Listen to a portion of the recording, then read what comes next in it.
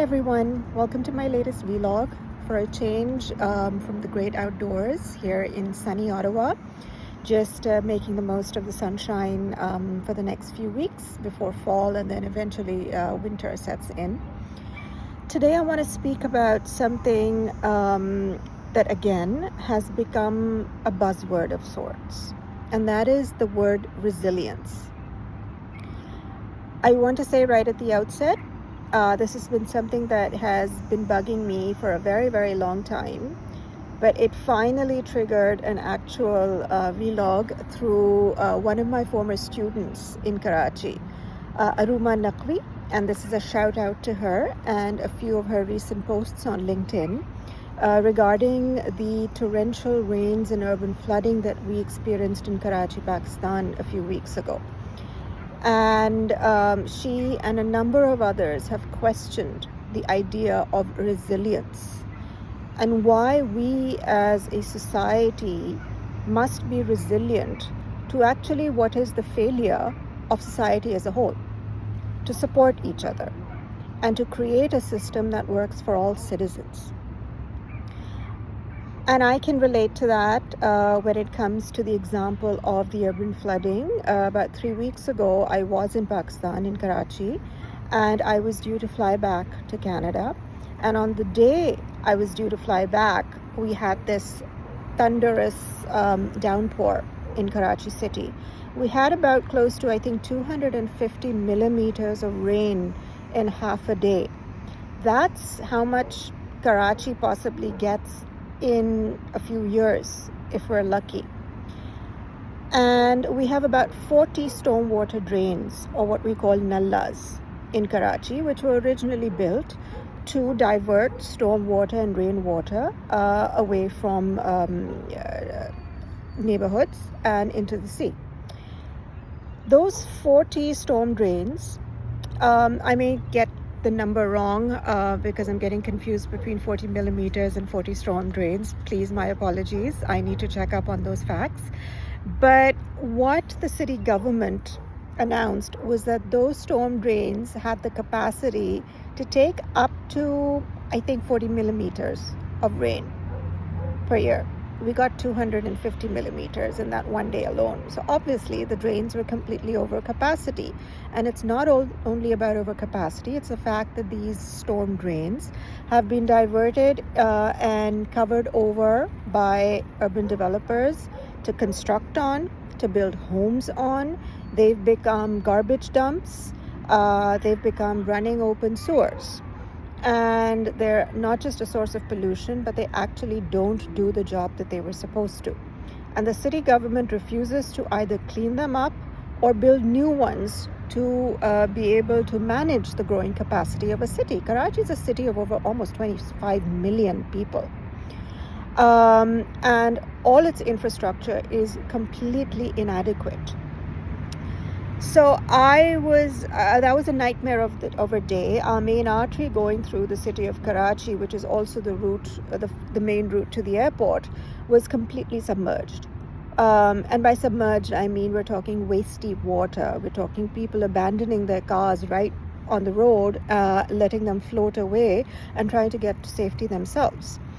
And with that happening, there was complete chaos in the city. There was no electricity, the power was down, the phone networks were down, internet was down. There was no way to find out what was going on. There were people stuck for hours in different parts of the city. They weren't able to get home in time or at all. Some people had to walk hours, 12 to 15 hours, to get to their home, wading in waist deep sewage water, not knowing whether they were going to fall into an open drain because there was so much water. These were men, women, and children. And I got caught in that. I was told, don't go to the airport because it is completely, there's no way you can get to the airport. I decided to take a chance because of flight issues, and I got caught in a jam which was it took me about 5 hours. By this time, the rain had stopped, but there was so much water on the roads and there was so much traffic and so much of chaos that it was impossible to get through it. The point of this story is that this is not about climate change. This is not, well, part of it is, but not entirely. And everybody kept saying, oh my goodness, Karachiites are so resilient. Look at them. They powered through this. People opened their doors to strangers to give them shelter. Factories basically told their employees, don't go home, stay the night here. There were individuals, community members directing the traffic because the police couldn't handle the traffic. So there were community members. And that happened to me too. And they led us to a completely estranged route, which took us to nowhere. But the idea was everybody was celebrating our resilience. Now, as Aruma has said as well, this is not about being resilient. This is about a complete breakdown of civic infrastructure that should be there to support any major city in the world. People spoke about the bravery and courage of women. And I saw many women walking again in waist-deep water, trying to get home from factories, from their jobs. And we're talking, this was about 1 a.m.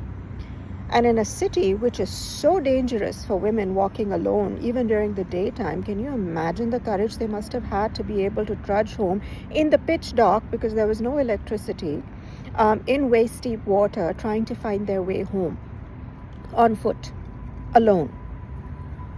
This is not the connection between gender and climate change. This is complete and absolute apathy. And like Aruma asks, why should we be resilient? Why is the West so obsessed about resilience? Resilience doesn't need to be there if there are systems that take care of all of us. Why should the Palestinians be resilient? This is about survival. It is sheer survival. Nobody should be resilient against atrocities that the Palestinians, for instance, are suffering. Nobody should be resilient against, civil war in Sudan. Nobody should be resilient against climate change. These are actual things on the ground that we can predict and we can prevent before they even happen. But we choose not to do so, and then we talk about resilience. None of us in Karachi wanted to be resilient to that night. And we don't want to be resilient to everything, every injustice, every anomaly that is thrown at us as civilians, not just in Karachi, but my country as a whole. And I know that this applies to several other countries. Why do we constantly prop up something that actually doesn't need to be there, that actually should not exist? I mean, you can be resilient at a very personal level towards, let's say, grief. But you should not have to be resilient towards what is our basic human right. So what it is now, it's about sheer survival. It is not about being resilient. Do people here in Canada need to be resilient? Not really, because they've got pretty much everything down at their fingertips. They've got access to services. They've got access to health. I mean, over here, everybody complains about things not being good enough either. Everybody, as humans, we will complain wherever we go.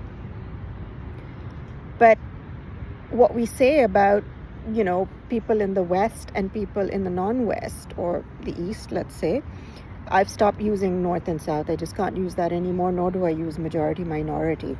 But people in the Western Hemisphere, let's say, will crumble if a catastrophe hits them, because they have never known what it is to be, let's use that word again, resilient, because they've never had to be, because things have worked for them. That part is the good things. Things need to work for everybody. But people in the rest of the world, the Eastern the East, whatever you want to call it, anything that is non-Western, have had to survive. And that doesn't equate to resilience.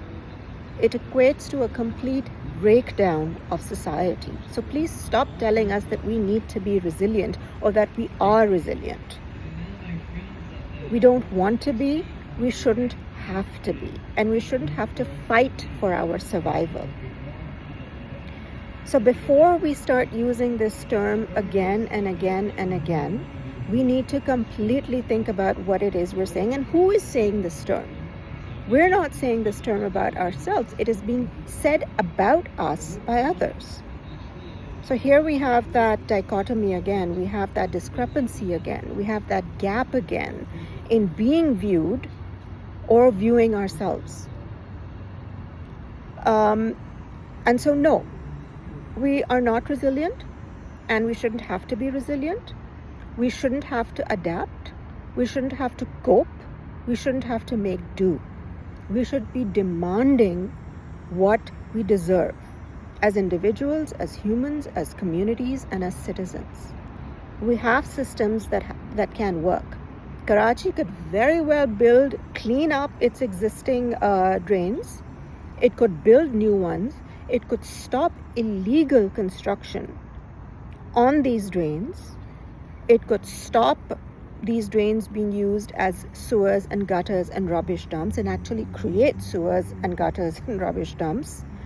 And it could build more drains to be able to withstand the growing capacity of the city.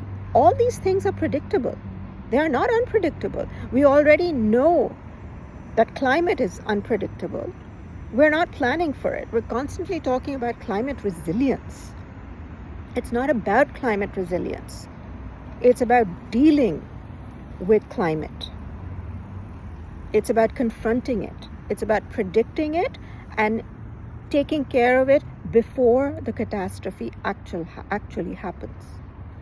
The floods are happening in Pakistan right now because there has been immense deforestation and illegal logging and clearing for construction. It's denuded our slopes, which is why when the glacier melts, and that is because of climate change, there is no place else for the water to go. And so it comes down all these denuded mountainsides and completely wipes away what's in front of it. And what's in front of it is a lot of, again, construction on riverbeds or by riverbeds, knowing that this is a dangerous location. And all this is happening because of capitalism and greed. So there is a lot that we have to be accountable for ourselves before we start using the word resilience. Because a lot of this has been created by ourselves. I'm going to end there and enjoy the rest of this beautiful day and not let my rant get in the way before I come to my next rant, because that is what I do in these vlogs. Have a wonderful weekend, everybody, and take care, and talk to you soon. And don't be resilient. Fight back.